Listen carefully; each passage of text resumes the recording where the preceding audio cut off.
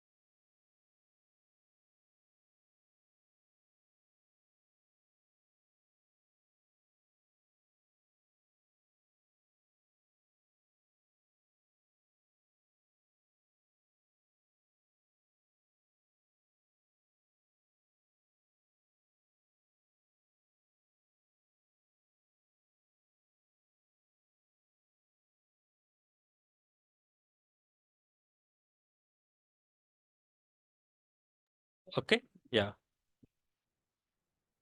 Hey, are you able to hear me now? I hope you can hear. Can you confirm, please? Thank you very much. Right. Yeah. Thank you. Thank you all. Thank you very much. So, today we are going to cover, right, what is our course and how we are going to have our journey, our course structure, what is our learning path for next 3 weeks, right? Oh, what happened? Now, if you see, our course, we are going to cover three major topics: data warehousing, PostgreSQL, and Power BI. Right? If you see, we are saying that our course is a PostgreSQL and Power BI. Now, this is an integral course, integrated course, okay, that covers the end-to-end journey of the data. Okay. Now, what it mean by end-to-end journey of the data? If you see this particular diagram, right? And if you see on the left side, we have a data factory. So, which means it is going to have a lot of data. Now, where we are going to get this data? By each and every single activity that we do, or our business performs, our organization performs, right? If I tell you in a simple terms, earlier when you want to purchase anything, what we do, we just go to the shop, we give the money and we take the product. That's it. We use it to get some hard bill on the paper, right? But now what is happening when we want to purchase anything, that we are taking a card or some mobile app, payment app with us, right? And we are paying money through that app and we are getting the product. Along with, we are getting some digital signatured bills, right? Now, all these activities are captured in a system, like normally we call as our bank server or our shopping server, right? Our company server. Now, with technology evolving drastically, there is a lot of data being captured across the industries, not just only the major industries. Earlier, it is like that. Only major industries use it to use technology, and they need a lot of IT professionals, data analysts, scientists, all these things. But with current world changing, like even the small coffee shop is also using technology, or they are having their billing system, right? So with this, there is a lot of data is being generated either through a batch processing or a real time. So if you see on the top, it's like incoming data, events, streaming analytics, right? So this is a kind of a real time data continuously flowing. That means you have done an activity that is captured and feed to the analytical systems, right?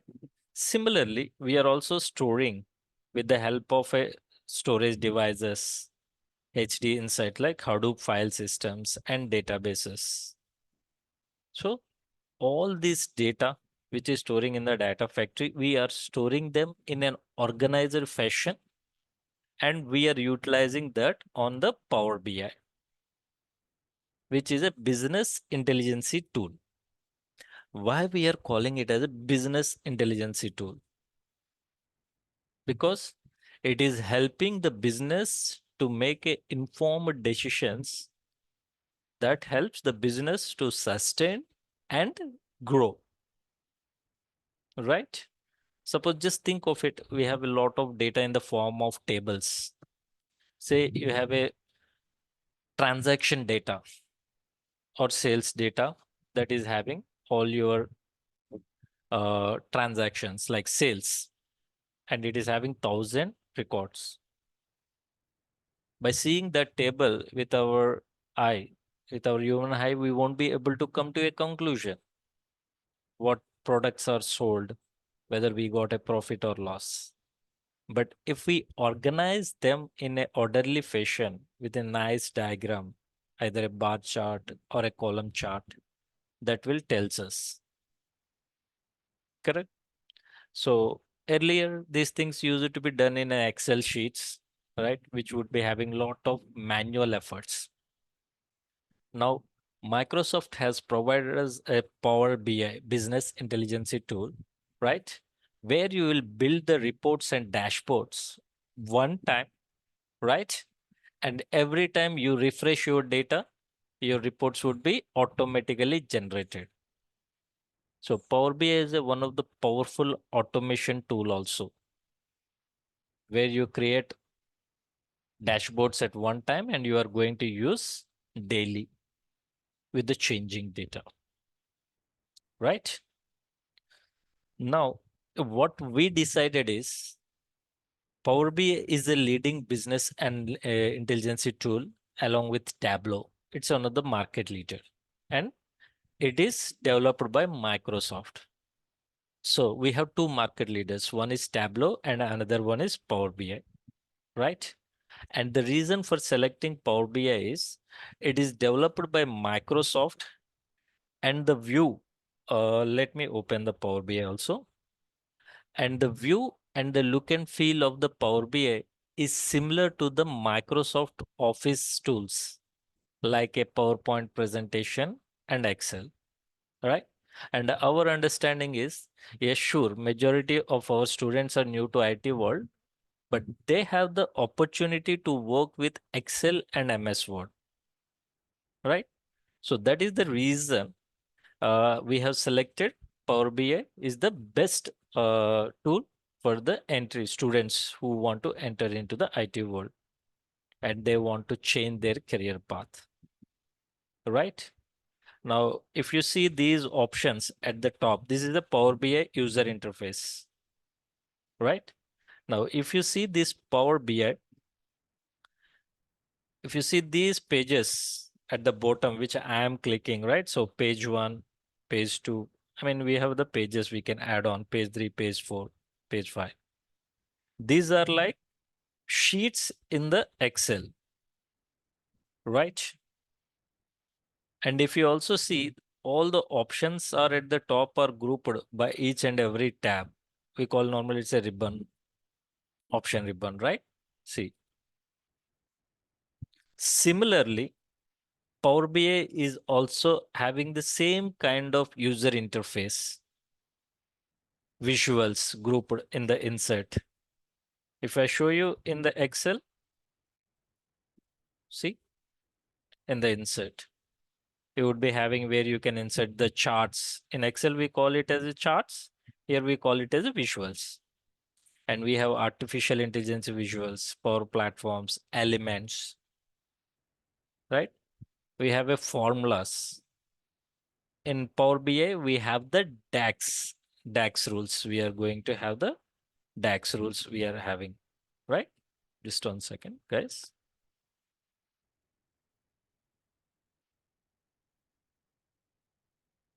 Okay.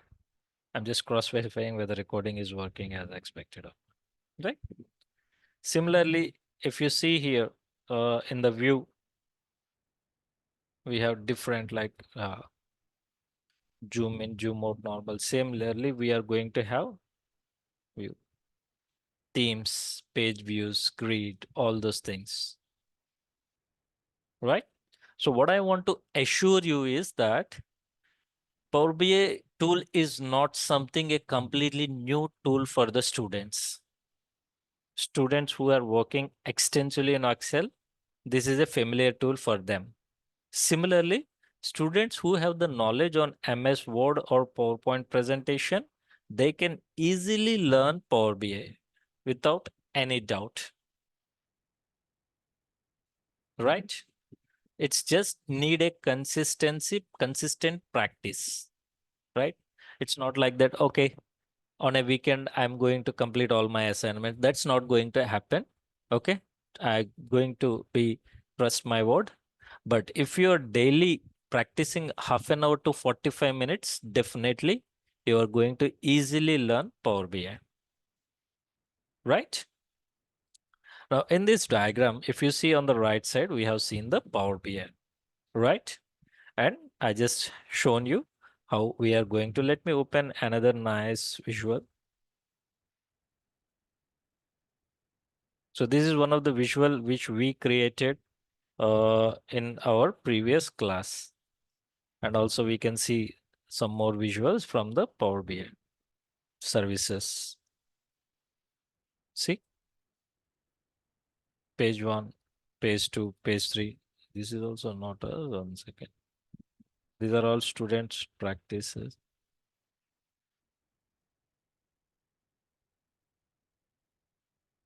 Open. Just 1 second. I'm just opening a Power BI.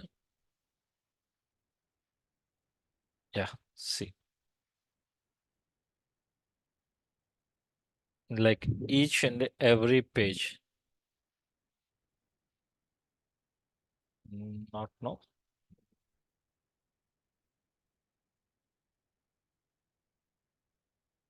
And it's very interesting, colorful, and easy to learn. Okay, no doubt about it. And we have all the options available, right? Now coming to our diagram, end-to-end diagram, right? Now we are going to learn Power BI, right? But my intention is whoever the student, those are learning Power BI, right? They should be knowing mandatorily, okay, about one database and SQL. Because whenever we say data, right? Whenever we are saying about, can someone with zero knowledge on Microsoft grasp the Power BI? Yes, Olu, a consistent practice is needed, no doubt about it. Okay. But you need to make sure you are doing a regular practice. Okay. Now, whenever we are saying about the data, right? Wherever you go, whenever your terming is, yes, we are working on data, we are working on data, right? Definitely we would be coming across the database thing. Okay. Because our data is stored in files, cloud, databases.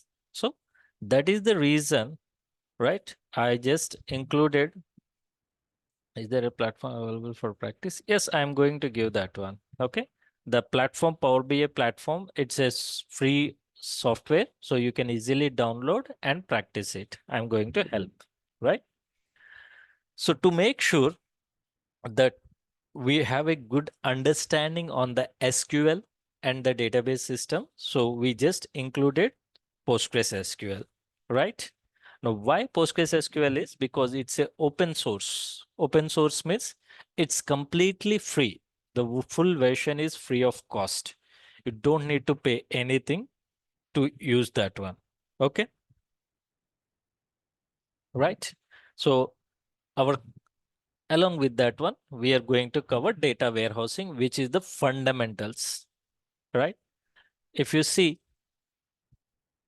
whichever the area or field, right? Whether it's a IT, non-IT, or if you're learning any specific kind of skill, the fundamentals is very important.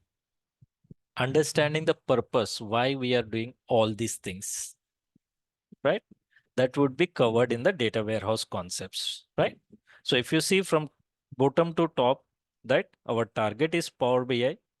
Along with this one, we are going to learn PostgreSQL that gives us the knowledge on the databases and SQL. And before starting the database, we are going to learn the data warehousing, which is the fundamentals for each and every data related projects, right?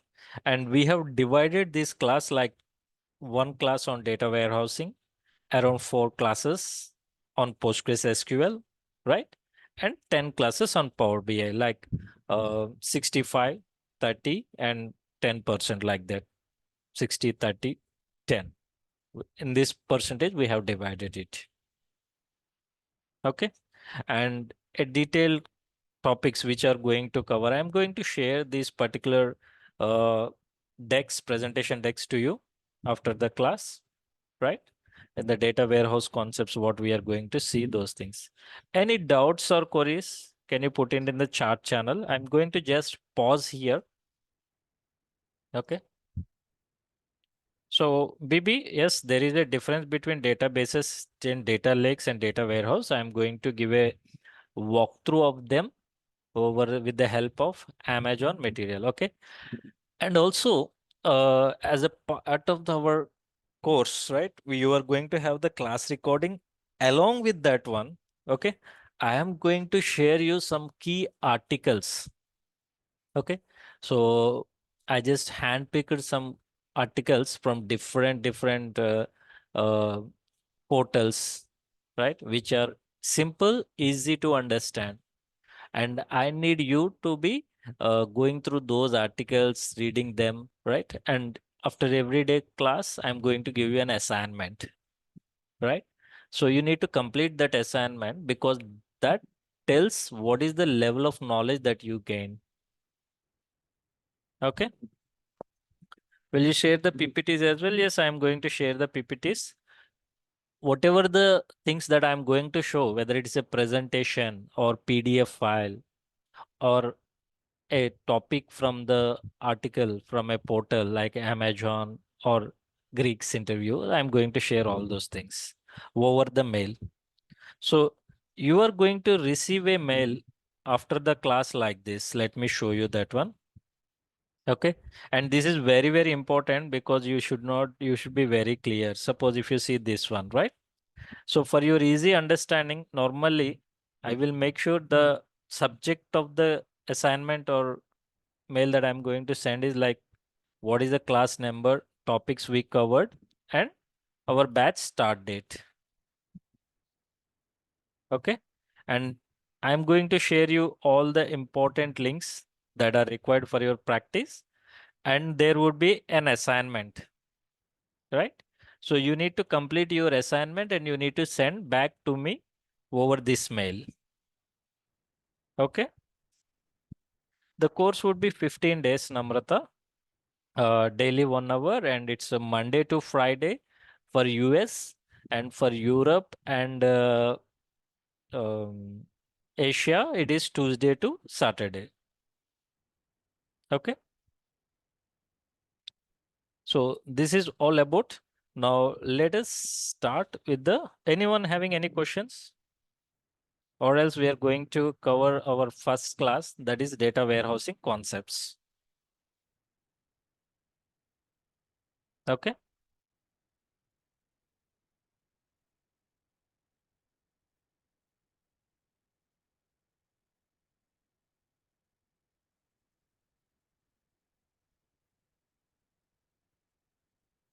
Fine. I will take it no because I can see there are no incoming messages. So let's start our class, and all of you, welcome to the data warehousing concepts. In the data warehousing concepts, we are going to understand the introduction and the concepts like OLTP, OLAP, and the Inmon and Ralph Kimball approach of creating a data warehousing. And we are also going to see other topics. Those are listed here, right? Okay,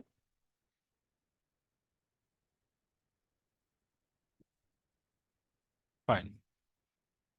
Now, what is data warehousing? That is a question. So for this one, let me take one nice diagram for your understanding. Okay. So normally whenever we are putting a diagram, it would be easier for everyone to understand.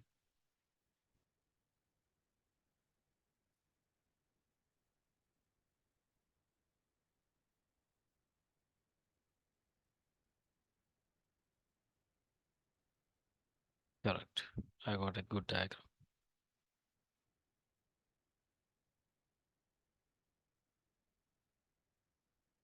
Now, if you see this particular diagram, oh, no, no, no, what happened?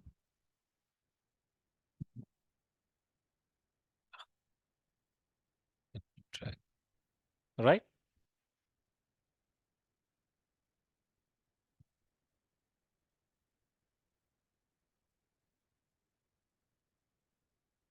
See? So if you see on the left side, we are having operational systems or flat files, right? You are able to see this particular diagram. So all the database are represented with this diagram, right? With this symbol, like with a disk kind of thing, right? And if you take a general example of any bank or shopping, right? Take a Walmart or any of the big shopping, what we call them, food chains or anything, right? So daily there would be lot of transactions are going to happen, right? So if we are having one shop, yes, I can manage it easily through the books, right? But if you are having some 10 shops in a city, then it's difficult, right? And the thing is, with the current business world, right, everything is moving in a jet speed, which means that, okay, what is my business happened today? I need to capture that information and I should be ready with the insights to understand by tomorrow morning. Okay, yesterday, how my business has run, how much sales it is done, right? And how much margin I have gained. So all this information is very, very important, right? So to manage that kind of data sizes and volumes, right? So what happened initially, they use it to do analytics on the operational systems only, long back, right? Long back, what it happens, we are going to store all our data in the form of tables in the databases in the operational systems, right? But with data being increasing in terabytes and petabytes, right? Now it has become difficult to manage both analytical systems, like me analysis process and the operational process on the same systems, right? So I will just give a simple example. So you as a customer, you have gone to a branch and you are going to just give your customer ID or account number and say, okay, this is my customer ID. Now I need to know so and so details, right? So when you are at the front desk, you are expecting the teller or associate should be responding you within the fraction of seconds, right? Will you agree with me? If they are making us sit for 1 minute or 2 minutes saying that, okay, I'm retrieving your data, then we just feel that, oh, the systems are very slow, right? So to make sure the systems are not impacted, what we are doing is the operational systems or front end systems are purely used for the operational purpose. Okay. And when it comes to the analytical purpose, that means you need to do analysis on your data, right? Suppose if you want to know what is my total sales, then you need to scan entire data by taking a filters. Suppose if you want to know yesterday's sales, then you need to pull all the data that is loaded yesterday. Where like we can say where sales date is uh, say 5th of June, or sorry, 3rd of the June, which is yesterday. There can be a thousands of records or millions of records, right? When analytical process scans entire table and gets the data, which means it needs a huge processing capabilities and disk space to store that amount to process it, right? So just to make sure the analytical thing is not impacting our operational process or operational systems, what happens? At daily end of the day, we are going to take a copy. Okay. If this operational systems can be a HR system, which captures all the expenses, salaries, events, and all these things, or marketing or sales, right? You can have each and every database for one department. And we are going to learn how this is being defined. Is it like one department should have one database, or can each one database can manage all the systems at one shot? Okay. So these things we are going to learn in detail when we come to the each and every topic, right? So what data warehouse says is that at the end of the day, you just take a copy from the operational systems. Okay. So today, first day, you are going to take the entire data from day zero. Normally, we term it as day zero, right? I'm going to take one copy and I'm going to put into the data warehousing, right? And if you see, it is a metadata, summary of the data and raw data. And from tomorrow onwards, I'm going to capture only the change records. We call it as a day one, day two, day three, and going to capture in the warehouse. And we are going to create data marts for each and every department, right? A data mart is also a subset of data warehousing, and it is going to have the same features, right? So once we created this data warehouse, right? And we are going to the users who are going to the analyticals or reporting purpose who data mines, they focus and they get all the required information from the data warehouse only. Now they are not going to touch the actual operating systems.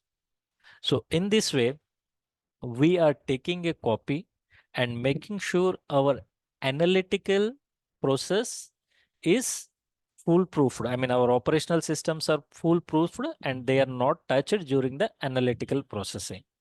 Okay. Considering these particular systems, those are showing on the left side, they focus on the operational systems. We call them as online transactional systems, OLTP. Okay. Or we call it as online transactional processing, OLTP. Similarly, the data warehousing, which is going to be used for analytical purpose, is called as online analytical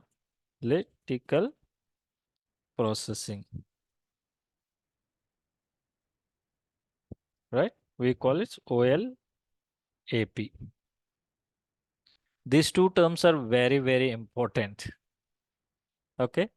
Why we are calling them online transactional processing and online analytical processing, right? So now to further understand what it mean by warehouse. So I'm going to take the help of Amazon AWS, right? Because AWS also provides solution for analytical processing. So if you see, a warehouse is a central repository of information that can be analyzed to make informed decisions. It's simple line. Okay. You don't need to worry about the what it mean by data warehousing. It's a central repository where we are collecting all the information of our organization, all the data of our organization, and we analyze them and to make a more decisions. Data flows into data warehousing from transactional systems. See, these are all the transactional systems and relationals, databases, flat files, or anything. And there may be chances that we would be getting some data from the third party also. Okay, because some third party is providing us the service, they send us the data file, right? So business analysts, data engineers, data scientists, and decision makers access data through BI tools. This is where we are going to use this data warehousing, SQL clients, and other analytical tools. Data analyticals have become indispensable to business to stay competitive, right? So each and every paragraph here it is that you should be reading them and keeping to your heart, right?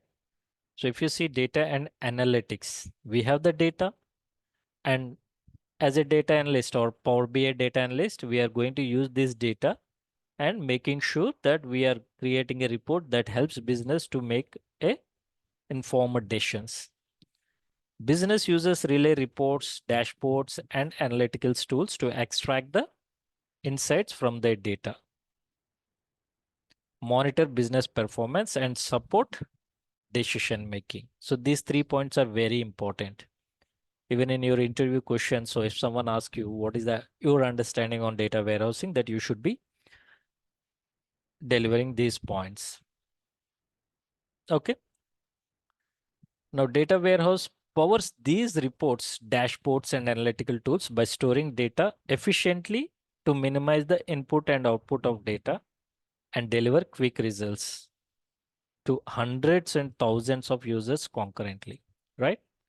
So if you see this diagram, so for our Power BI, right, these data warehousings are going to help us like a base platform. Okay, whatever the data you need, they are going to show here. Even here we can have a nice diagram. See, landing data into data lake or databases, exploring and preparing the data, and selecting the data and do high performance reporting, right? So all these things we have. How is data warehouse? A data warehouse architecture in made of tiers.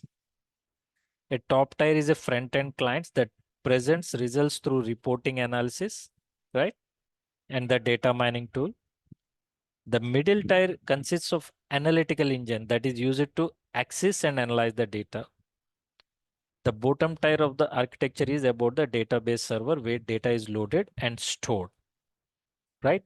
So what it says that a data warehouse means you are going to have a front-end tool like our Power BI. If I show you this one, see, this is the front-end tool. And this is going to help us to create a nice visuals, right? So this is the top type. And this is going to take the help of a data model. We are going to learn in detail when we go to the Power BI. Okay. And the bottom layer is the databases or data lakes or cloud where data is organized and stored, right? A data warehouse contains multiple databases. Just remember this one. Okay. Whenever we're terming as data warehouse, right? Because it's a concept that tells us, okay, how we can store the data. So which means it can have a one database or multiple databases, right? And within each database, we are going to have tables and columns, right? So if I show you a simple diagram, let me show you.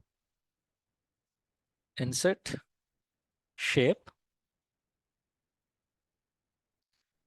This is a general symbol. This is the symbol of database. So whenever you want to represent a database, you use this symbol, right? So within this database, we are going to have different tables. So table means it's a combination of rows and columns. So I can have a table for employees. I'm going to have a table for sales, I'm going to have table for products like this, right? And these tables are interrelated. That is where we call a relational database management system, right?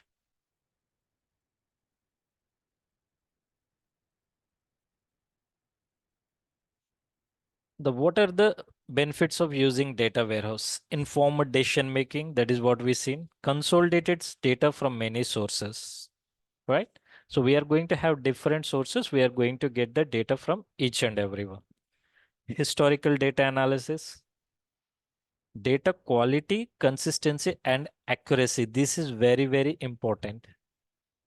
So if we are maintaining a data warehouse means that we are maintaining the quality of the data, consistency, and accuracy, because our business is dependent on the data warehouse. Our Power BI reports, if you see the order of the dependencies, our leadership team or business users is going to open our Power BI reports, and based on the report, they are going to take the decisions. And these reports in turn generated based on the data present on the data warehousings. So which means data quality, consistency, and accuracy are very, very important. And you are going to learn these things because we are the developers. That means we should have a complete control on these things. Okay. Separation of analytical processing from transactional processing, which improves the performance of both the systems, right? This is what we discussed, that we are taking a copy of the data at the end of the day. Once business shut down their shutters, all the operational systems are closed, so no activity. So we are going to go to the database and take a copy to ourselves, right? How do data warehouse, database, and data lakes work together, right? So with the current dynamics, how the data is being generated, right? Now, single solution is not a answer for requirement for our requirement. So it depends upon, based on the requirement, we need to take a combination of the solutions, right?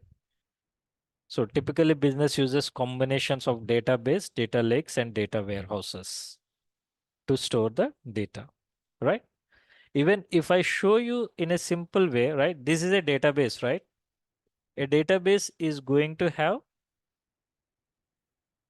a combination of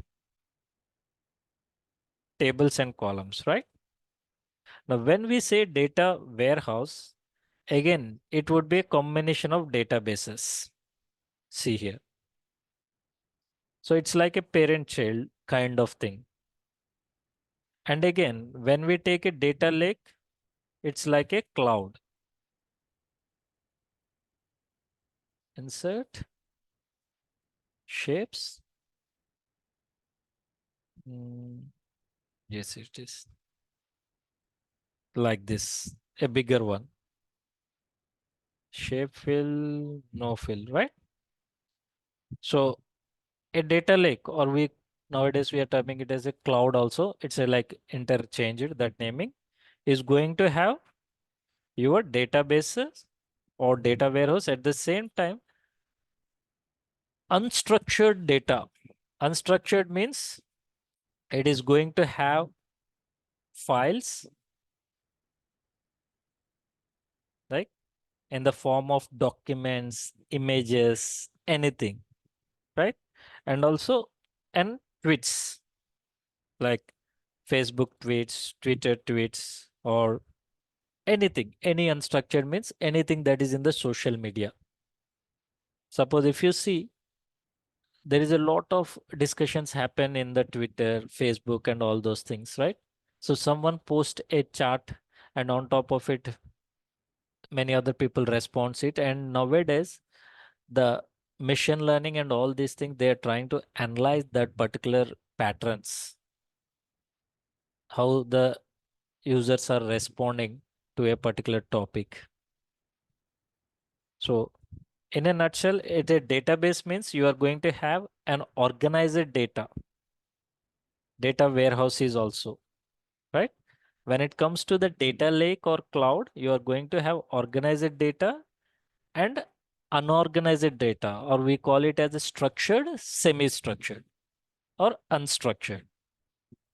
Now, unstructured data can be anything, charts, whatever it may be. Suppose if you have some charting, all those things, a combination is data lake.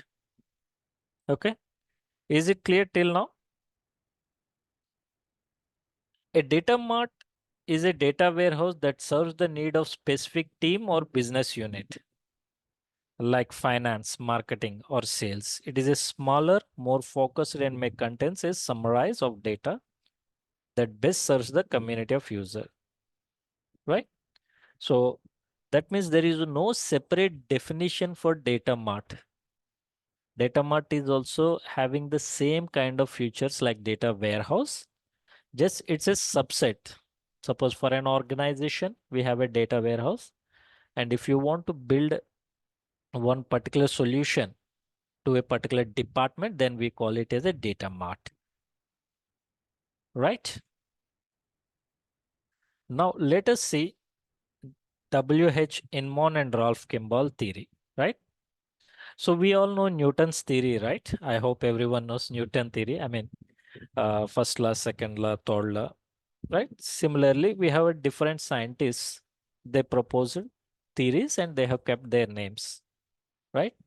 Similarly, in the data warehouse world, Inman and Kimball, they proposed theories, right? And they have kept their name. Like, yes, I have found this theory. So the name of this theory is Inman. Similarly, Kimball also said. Now let us see what they are telling, right? So designing a data warehousing is an essential part of business. For this, there are two most common architectures, right? And I remember these particular architects are found in 1987. Still, we are intact, like how we are following the Newton theory, right? And the question is, which is one is the better one, right? Now, what Kimball says is that Kimball approach design the data warehouse by introduced Raskar. This approach starts with recognizing the business processing and questions the data warehouse as the answers. Now, what Kimball is saying, boss, you have an organization, right? Now you need to build a effective data system, right? Now the best way to build is, first of all, you found out what are all the departments are there, right? Suppose if I take this one, whenever we say organization, right, we are going to have all these departments, right? Here it is. HR system, marketing, sales, production. What other departments we can have? Can anyone help me in an organization? What are all the departments we are going to have?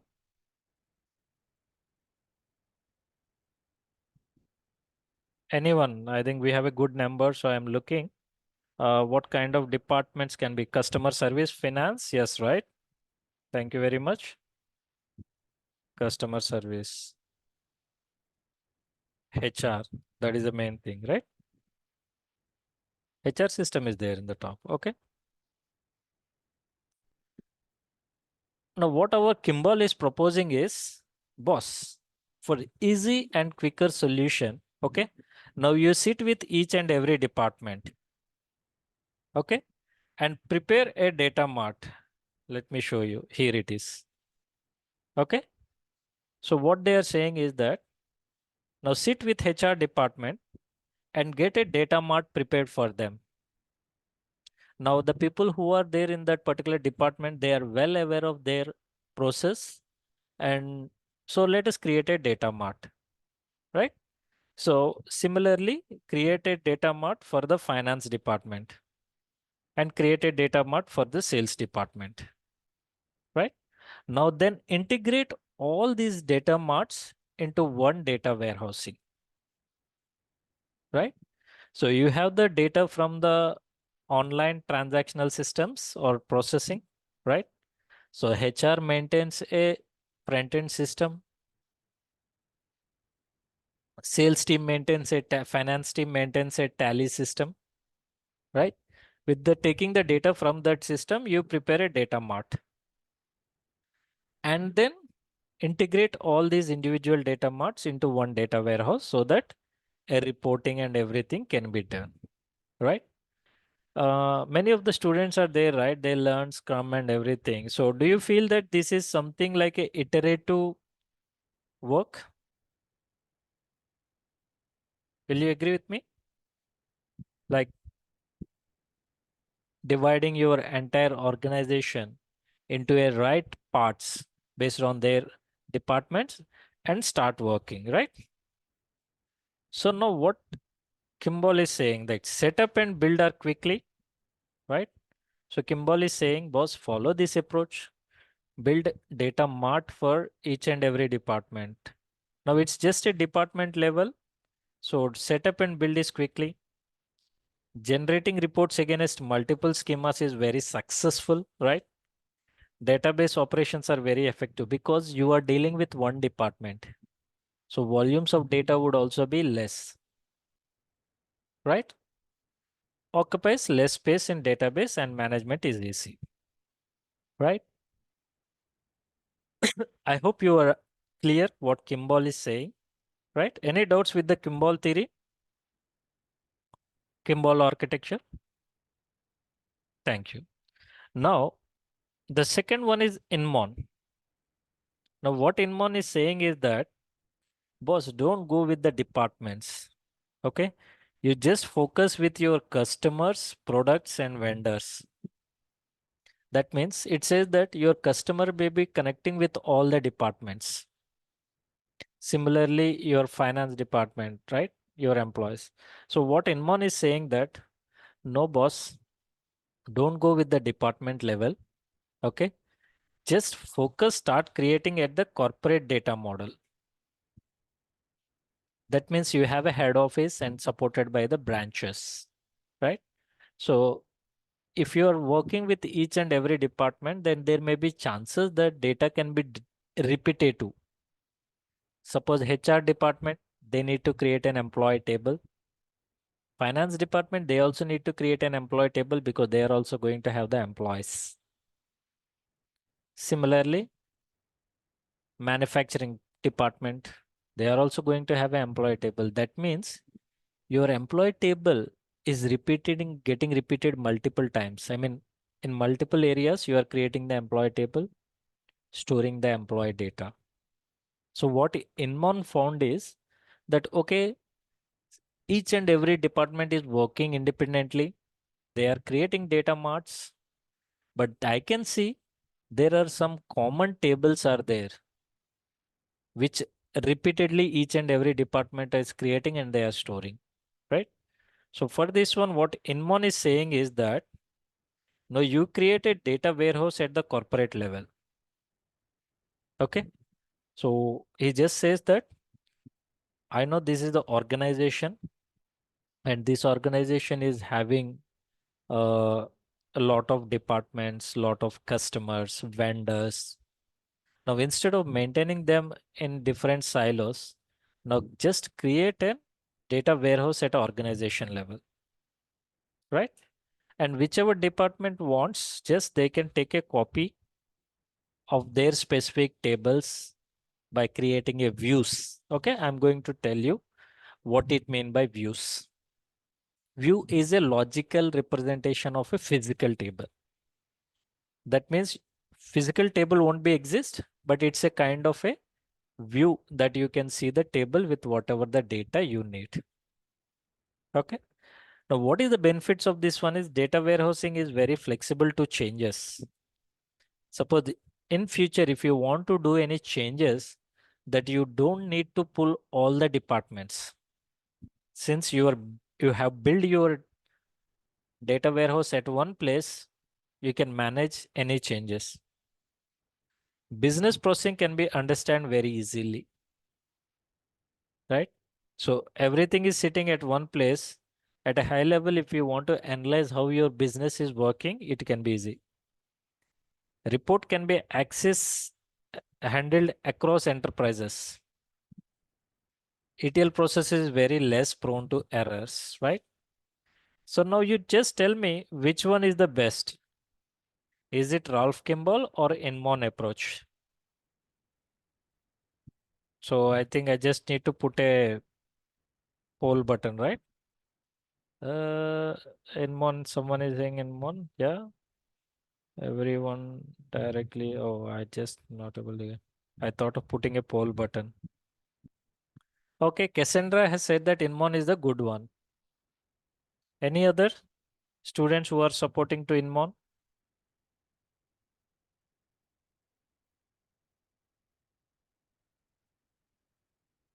Vijay is everyone. Okay.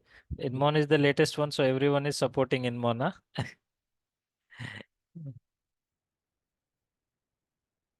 Okay. Okay.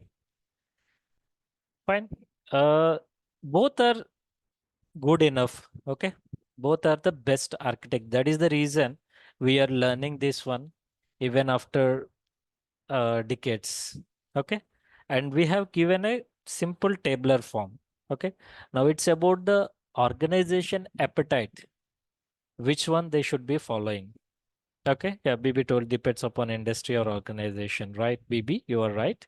Okay, because if you have a small organization where you want to keep everything at one place and managing is also easy, then you can go for Inmon. Okay, whereas you have a wider organization that requires huge efforts, right? And where there is a complex organization structures are there, getting Inmon build is difficult, then they will go for Kimball, right? So the decision on to which approach need to be followed is purely based on the compatibility and the comfort of the organization, right? So that is the reason. So if you see there is a differences, guys, and this comparison is very important. Okay, at a time it may comes in the interview questions also. So I would request you to have a practice. Okay. Also, before going this one, since we say introduction class, guys, so we would be having 20 minutes more. Okay. Because initial 20 minutes we have taken for introductions and all those things. Okay. So just bear with me for another 20 to 25 minutes. Okay. Because we should be going in an organized way without any hurry. But from tomorrow onwards, we will make sure we are maintaining starting on the time and closing on time. Okay. Uh, if you see the comparison, like introduced by Ralph Kimball and Bill Inmon, Kimball is a bottom-up approach, right? So we find out the departments and we build data mart from the departments, and then we club them as a data warehousing. So it's a bottom-up approach. Similarly, Inmon is a top-down approach. Data integration, so it follows individual business areas, whereas Inmon follows the enterprise-wide area, right? Building, it is efficient and takes less time, right? If you see here, because we know that each and every department, so it's efficient and we can build and less. It is complex and consumes a lot of time, obviously, because if you want to build something at organization level, we need to make sure everyone is involved. It's an iterative steps and cost effective. Initial cost is huge because initially we need to engage all the departments. We need to arrange the meetings. We need to get a brainstorming session. Accordingly, the size will also be bigger because we are trying to build at organization level. So that many resource we need to onboard, right? It does not need skills required. It does not need skills, but generic team will do. I know more about HR department, so me along with my colleagues are enough with the IT guys. So two IT guys comes and they sit with the functional knowledge persons from that department, and they can start building the reports, right? Data mart. Whereas for Inmon, it needs specialized skill to make work. Now here you need the persons who understand the relation between the departments, who knows the organization level, right? Here maintenance is difficult, right? For Kimball, since we are building small hops, so there would be a lot of data marts. That means maintenance is difficult. Here maintenance is very easy, right? Data model, it prefers data to be denormalized. It prefers data to be normalized, right? So guys, just want to know, since we have good number of here, anyone heard about the word normalized and denormalized?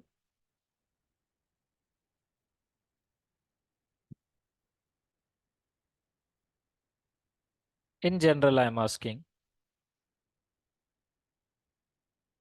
Have you heard about the word normalized and denormalized?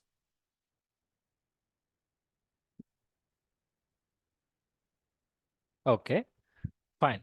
So before explaining this one, let me show you one data sheet, okay, which I prepared to explain this one, normalization and data normalization. Okay. I hope you're able to see a new sheet which is having the data. Okay. Yes. Breaking into smaller tables, whatever. Like, so normalization means, right?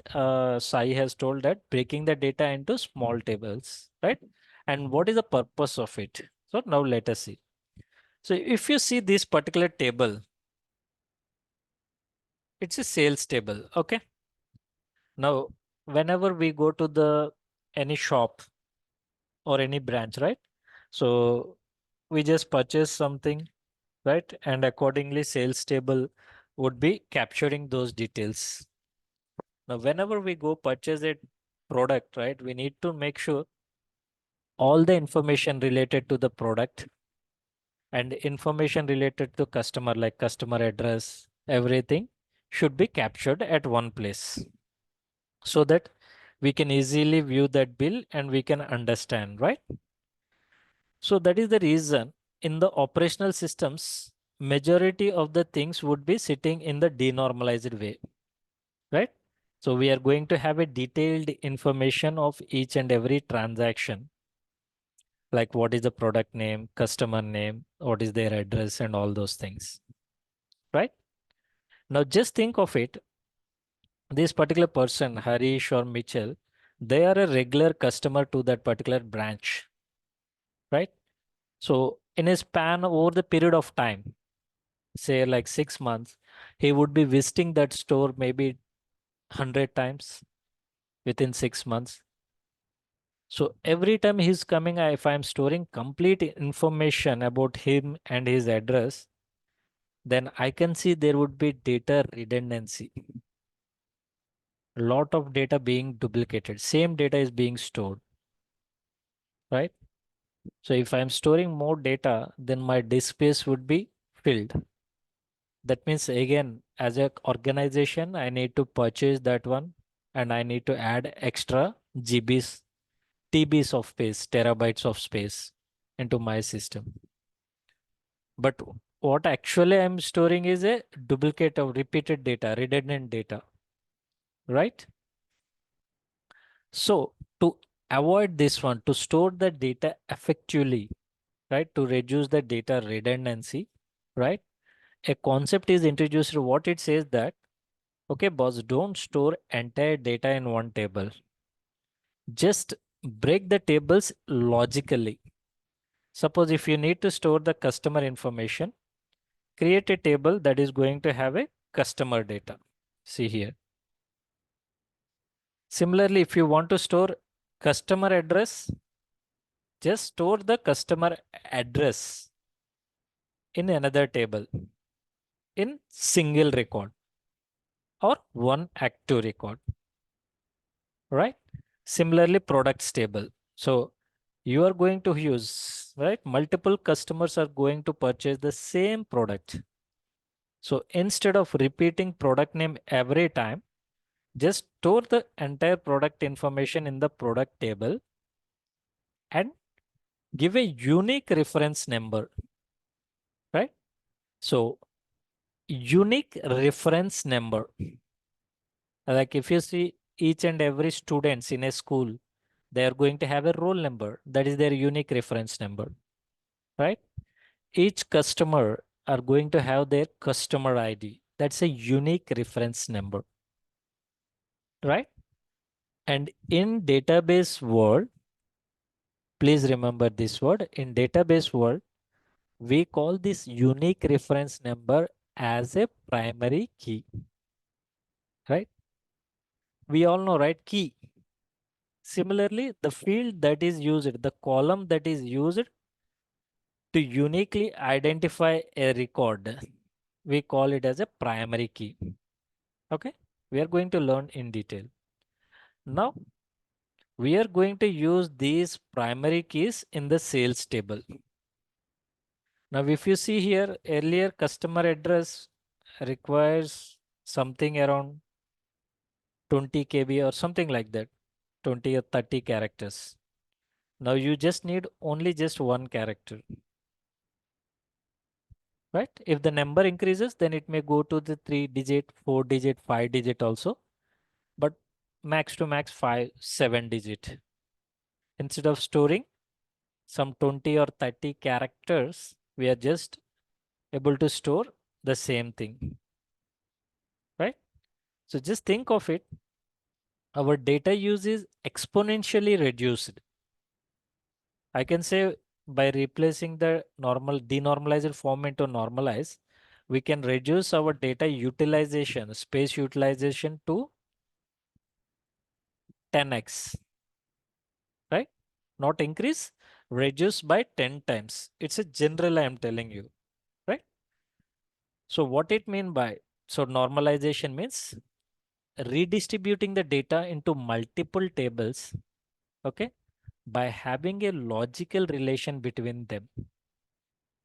If I want to know the address ID, so I can take this one, go to the address table and fetch the data from the address table, right? Now this particular table, which is going to sit at the center and it is referring for other tables, is called as a fact table. Okay. And the tables, those are supporting with a detailed information are called as a dimension tables. I hope you heard a word about dimensions, right? What are the dimensions of this particular chair, this table? So that means that gives its nature, right? Similarly, a fact table is surrounded by the dimension table, which is going to have a detailed information about the particular product or person. Okay. Further to explain you, a fact tables are used to store the activities, observations, right? You have gone to the store and you have purchased something. That means your transaction would be there. Similarly, dimension table are going to store the information about the person, employee, object, organization. You have 10 branches. So the details about those 10 branches, like their address, phone number, email ID, who is the branch manager, those things are stored in the dimension tables. Okay. And for your information, whoever want to excel their career in the data world as a data analyst or business intelligence, BI, right? Anything that they should be having a crystal clear understanding about these topics: normalization, denormalization, fact table, dimension table, all these things. Even if I wake you up at the midnight and ask you what is the concept of fact and dimension, then you should be able to explain me in a crystal clear. Okay, because I strongly believe people who are good in fundamentals, okay, in their career they don't have any confusion whether they are a 1 year experience or 10 year experienced person. Starting fundamentals, they should be very clear. Okay. If you have any doubts on these facts and dimensions, okay, please let me know, ping me. I'm going to explain you again. Even I'm going to show you a article also on this one. Okay. I'm happy to repeat multiple times because if a students are crystal clear with their fundamentals, no, then down the line when we go to the next topic, they can easily understand and my work will also become easier. Okay. So just to give you a recap of this particular topic, fact and dimensions, right? So our Power BI, we have a nice article in our Power BI, right? So if you see here, star schema design. Why we are saying it as star schema design? Let me show you the diagram. So whatever I explained just now, right? So we have a table, right? Sales table or transaction table. Let me put it as a sales table, right? And this sales table is surrounded by detailed dimension tables. If you see here, products table is going to have lot of information about the product. And if you see here, it's a one-to-many relation because if my sales table is going to get details about say product 100, then I should be having one record in the products table. Similarly, customer table, right? And if you see this particular fact table is surrounded by dimension table connected, right? Through a primary foreign key relation. And it looks like star schema.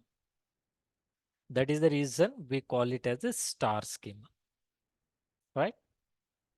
Again, if this particular dimension table is further connected to another dimension table, then we call it as a snowflake schema, right?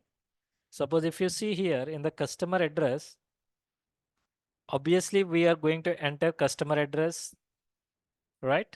And also city, say we can have the state also, just putting it. Now just think of it. City and state details again going to be a repeated one, right? Suppose if you are collecting customer information from a Florida state, then this Florida name is going to repeated multiple hundreds of times because you are going to have hundreds of customers. So for that one, what I'm going to do is I'm going to create a city table with city name, city, state, and country. So which means this dimension table further related to the another dimension, dependent another dimension to pull the city information. So in this way, parent, child, grandchild. So if you have multi-level relation, then we call it as a snowflake schema, right? So that's what it describes.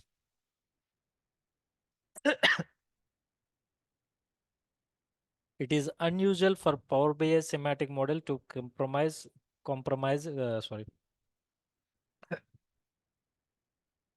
of a single table, right?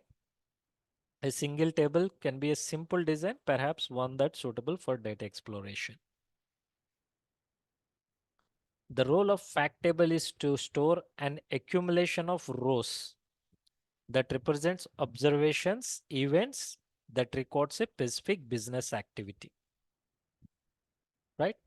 So even the data change in fact table is very fast because we are capturing observations, events, and all those things, right?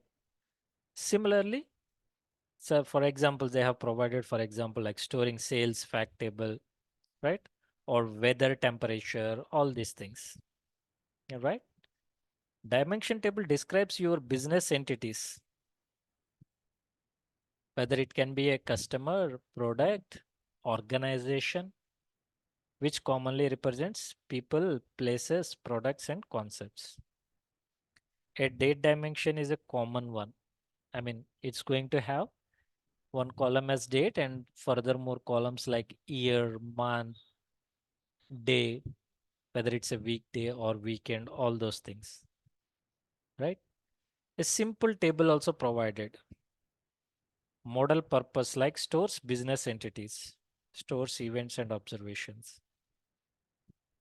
Stable structure includes key columns and descriptive columns for filtering and grouping. So dimension table are going to have key columns. If I show here, key columns and descriptive columns that describes more about that particular product, right? Whereas fact table include dimension, key columns, numeric measures, and columns that can be summarized. So if you see here, numerics and the things that can be summarized. Data volumes typically contains fewer rows, right? Because normally, if you take an employees table, we expect there won't be a faster change. Yes, we would be having employees joining and relieving, but it won't be that much faster when compared to the fact tables, right? Contains numerous rows. Query purpose. So dimension tables uses for filtering and grouping. So whenever you want to filter for a particular department, suppose if you want to create a data mart for a particular business unit or department, then you can filter with that department by using dimensions. Fact table to summarize, right? So a detailed description is provided in this article. I'm going to share you this article, okay? So that you can need to read and understand it, right? So we have covered introduction, OLAP, OLTP. We have learned about Inmon and Kimball. We have learned about data warehousing and data marts. Just now we have seen star and snowflakes and normalization concepts, dimensions and fact tables, right? So let me pause today's class